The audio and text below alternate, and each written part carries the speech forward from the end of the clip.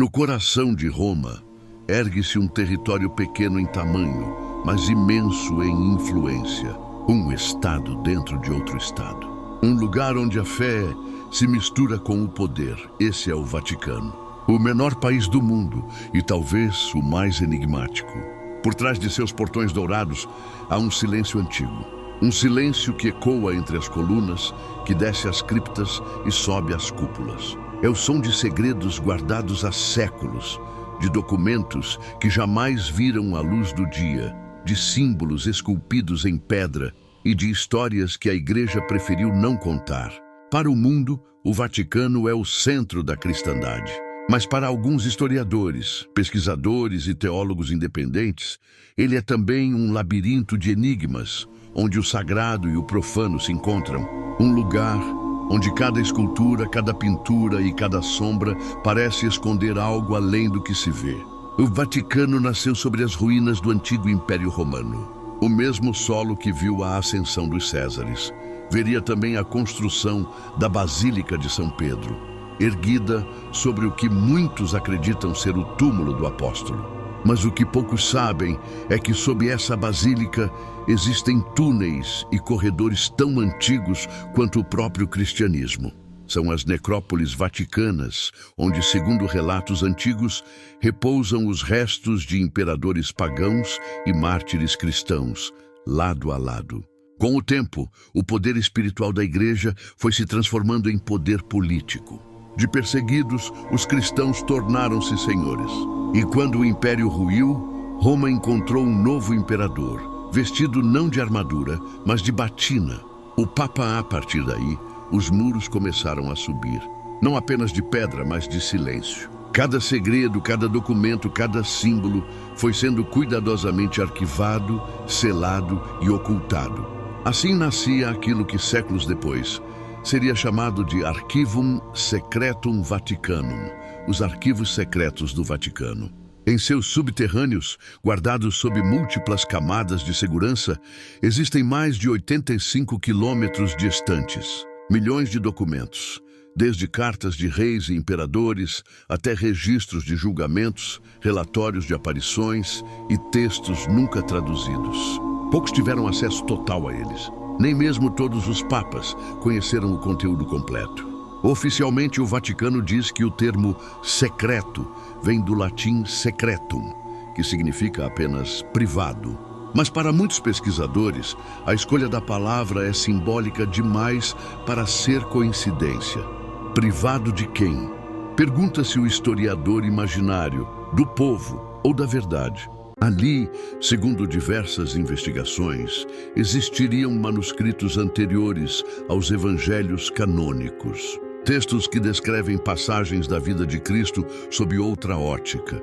E documentos que questionam dogmas estabelecidos. Outros relatam a presença de cartas trocadas entre papas e cientistas hereges, como Galileu, Da Vinci e até alquimistas medievais. Alguns acreditam que certos volumes tratam de civilizações anteriores ao dilúvio bíblico e até da presença de seres celestes que os antigos identificavam como anjos. O Vaticano não é apenas uma cidade sagrada, é também uma fortaleza.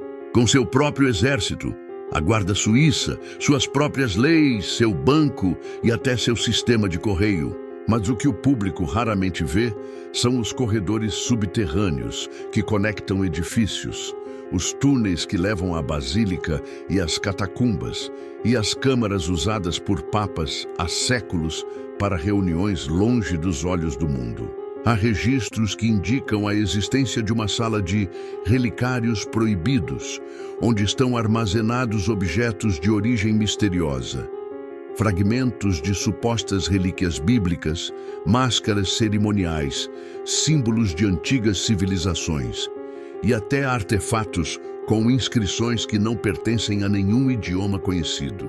Em um dos relatórios de um visitante francês do século XIX, é mencionado um símbolo em forma de serpente alada gravado em uma das paredes do subsolo.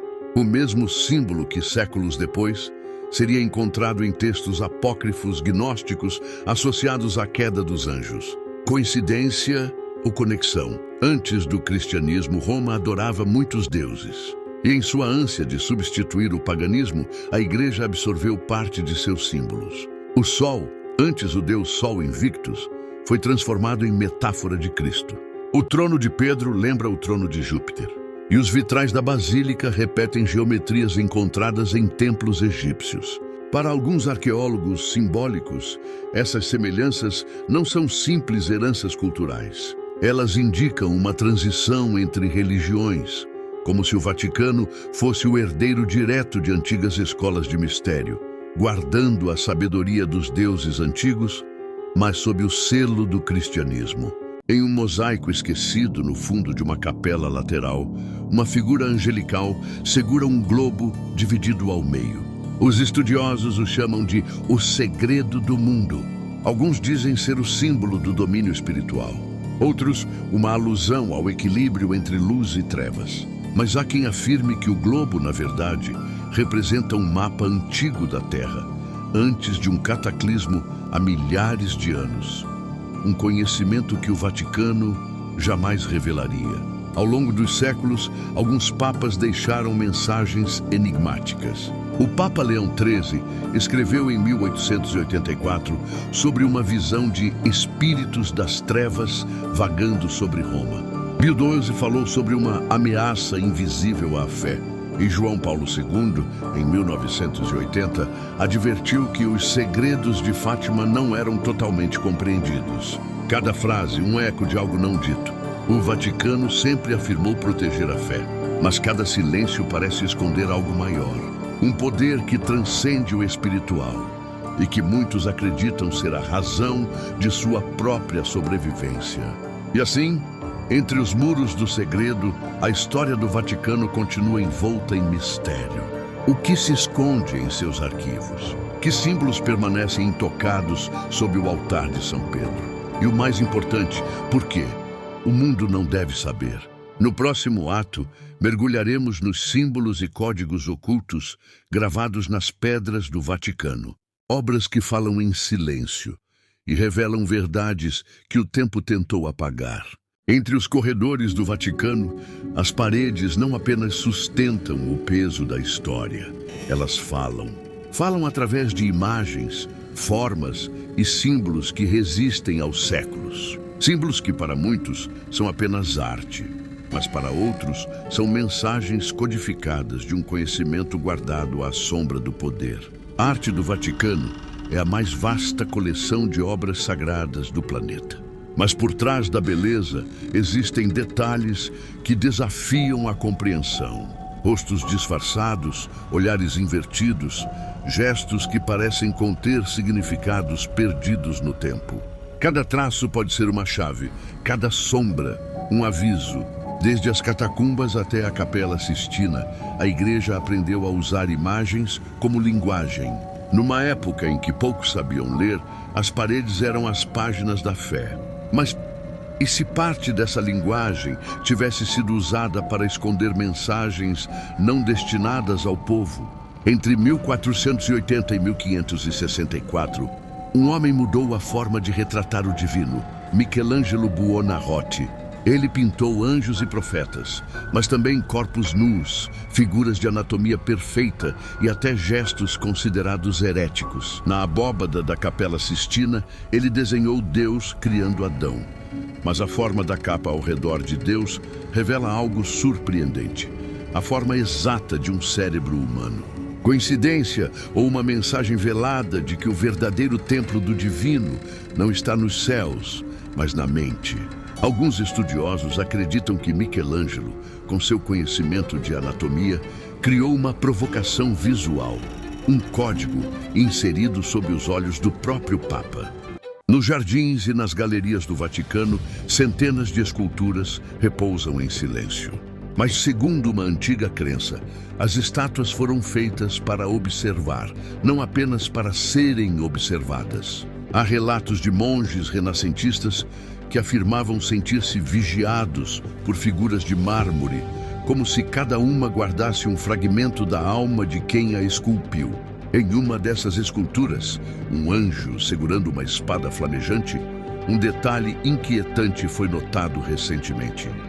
A lâmina reflete, sob certa luz, um pequeno rosto oculto entre as dobras da asa.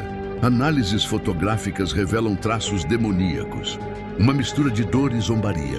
Teriam os artistas do Vaticano incluído deliberadamente símbolos de queda e tentação nas próprias representações do sagrado? O Vaticano é um mapa em si.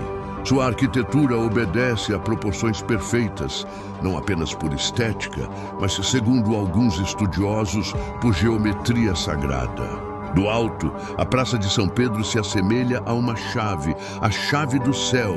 Mas há quem diga que essa forma também lembra um olho, símbolo antigo de vigilância e poder. O obelisco central da praça, trazido do Egito Antigo, representava originalmente o raio solar de Ra, o Deus Sol. Hoje está coroado por uma cruz cristã. Luz e sombra, Deus e Sol invictus. Paganismo e fé.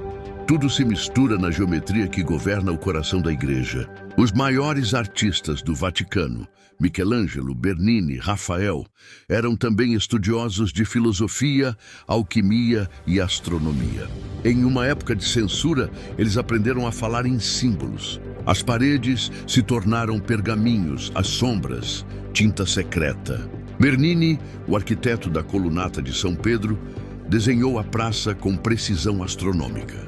Em certos dias do ano, a sombra do obelisco projeta-se exatamente sobre um ponto marcado no chão por uma estrela dourada. Segundo uma teoria moderna, essas marcas criam um calendário oculto, baseado em antigas tradições egípcias e hebraicas. O ponto culminante ocorre em 21 de junho, solstício de verão. Nesse dia, ao meio-dia, a sombra toca o símbolo central e o sol se alinha com a cúpula de São Pedro. Para alguns, é uma homenagem à criação. Para outros, um sinal ritualístico herdado dos templos solares do passado. No meio de tanta beleza, existem detalhes que causam desconforto.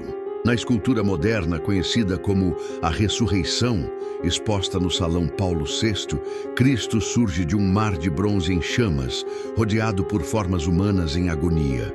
Mas um olhar mais atento revela algo estranho. Atrás da cabeça do Cristo ressuscitado, a simetria das linhas lembra a cabeça de uma serpente. Quando o salão é visto de cima, a estrutura completa, o palco, as colunas, o teto, formam a imagem de uma cabeça de cobra com olhos, dentes e corpo. Arquitetos modernos chamam isso de coincidência estrutural, mas estudiosos simbólicos veem nisso uma mensagem. A serpente, símbolo do conhecimento e da tentação, presente no coração do Vaticano. Por que símbolos como esses permanecem expostos? Seria descuido ou uma forma velada de comunicar algo? Alguns especialistas sugerem que o Vaticano, ao longo dos séculos, criou uma dupla linguagem, uma visível para o povo e outra oculta para os que sabem ver além da forma. Esses códigos visuais estariam ligados a uma antiga tradição iniciática, herdada das escolas herméticas, onde o conhecimento era dividido entre os que creem e os que sabem. A arte se tornaria, então, um espelho da doutrina. Duas verdades coexistindo em um mesmo altar. As pedras falam, e para quem sabe escutá-las, elas contam histórias que não foram escritas nos evangelhos. A cada curva, a cada gesto, um sussurro ecoa entre o passado e o presente. O Vaticano é mais que um templo, é um livro de pedra, onde o divino e o terreno se entrelaçam. Mas nas páginas seguintes desse livro há algo ainda mais inquietante. Textos proibidos, profecias ocultas e mensagens apocalípticas guardadas longe dos olhos do mundo. No próximo ato, entraremos nos arquivos e profecias, onde o tempo, a fé e o medo se unem para esconder o que não devia ser revelado. O silêncio guarda mais do que pedra. Ele protege palavras que o mundo jamais deveria ler. Nos corredores do Vaticano, existem textos que desafiam séculos de doutrina, livros que não foram incluídos na Bíblia e manuscritos antigos que narram eventos desconhecidos. São os textos proibidos, evangelhos apócrifos, cartas perdidas, profecias antigas, documentos que revelam versões ocultas da história, conspirações internas e até segredos sobre a fé cristã. Para muitos, estes escritos são mera curiosidade histórica. Para outros, são pistas de um conhecimento que o Vaticano tenta controlar. Nem tudo que foi escrito sobre Jesus chegou até nós. Existem evangelhos que não foram incluídos no cânon oficial, como o Evangelho de Tomé, o Evangelho de Judas e os textos gnósticos que descrevem segredos da criação. Alguns desses textos falam de Cristo de maneira diferente, um mestre que revela conhecimento secreto somente àqueles preparados para compreender. O Vaticano reconheceu a existência desses textos, mas muitos permanecem lacrados e guardados nos arquivos, não para destruir a fé, mas talvez para controlar a interpretação da verdade. Os teólogos que tiveram acesso a partes desses manuscritos relatam passagens que mencionam anjos caídos, forças que influenciam o mundo nas sombras e uma luta invisível entre luz e trevas. São palavras que despertam questionamentos. E se a história que conhecemos fosse apenas uma face da realidade? O Vaticano guarda profecias que se estendem por séculos. Algumas foram parcialmente reveladas, como a profecia de Fátima ou as visões de São Malaquias. Mas muitas permanecem secretas, guardadas em salas de acesso restrito, como se o tempo ainda não estivesse pronto para revelá-las. Segundo relatos de historiadores independentes, existem profecias indicando eventos futuros, catástrofes, guerras, crises espirituais e até o surgimento de um poder obscuro destinado a desafiar a fé cristã. Entre essas previsões, uma ideia persiste, a de que o Vaticano detém conhecimento sobre o Anticristo, não apenas como figura do futuro, mas como um fenômeno que poderia surgir através de corrupção, poder e manipulação invisível. Os textos proibidos não apenas contêm palavras, mas códigos, numerologia, letras invertidas, mensagens cifradas e símbolos herdados de tradições antigas. Alguns pesquisadores sugerem que os arquivos secretos do Vaticano contêm mensagens codificadas que indicam datas e eventos históricos importantes. Outros afirmam que eles apontam para segredos sobre civilizações antigas, conhecimento que remonta a Atlântida, Egito, Babilônia e até os relatos do livro de Enoque. E se esses códigos não fossem apenas registros do passado? E se fossem instruções planejadas para revelar ou esconder verdades no momento certo da história? O poder do silêncio. A Igreja sempre teve razões para manter alguns textos em segredo. Proteger a fé, controlar interpretações e evitar pânico entre os fiéis foram motivos oficiais. Mas há outra perspectiva. O silêncio também é uma forma de poder. Quem controla a informação, controla a realidade. Há documentos que relatam cartas entre papas e alquimistas, manuscritos que discutem forças espirituais invisíveis e relatórios sobre fenômenos considerados demoníacos ou incompreensíveis à ciência da época. Esses textos foram lacrados, guardados, escondidos do mundo. Alguns manuscritos mencionam a chegada de um líder das trevas, um poder que surgiria não apenas fora da Igreja, mas dentro da própria sociedade humana. Historiadores especulam que o Vaticano conhece parte desta narrativa e que certas medidas foram tomadas para preparar o mundo ou talvez retardar a ascensão desse poder. A conexão entre profecias antigas, evangelhos ocultos e sinais misteriosos nos arquivos sugere algo maior. Uma rede de conhecimento que a Igreja manteve por séculos para proteger ou controlar o destino da humanidade. O que se encontra nos arquivos secretos não é apenas informação, é poder. Cada símbolo, cada pergaminho, cada profecia contém verdades que podem alterar a história conhecida. E é por isso que permanecem lacrados, escondidos sob camadas de segurança, na esperança de que o mundo ainda não esteja pronto para compreendê-los. Mas mesmo assim, fragmentos escapam.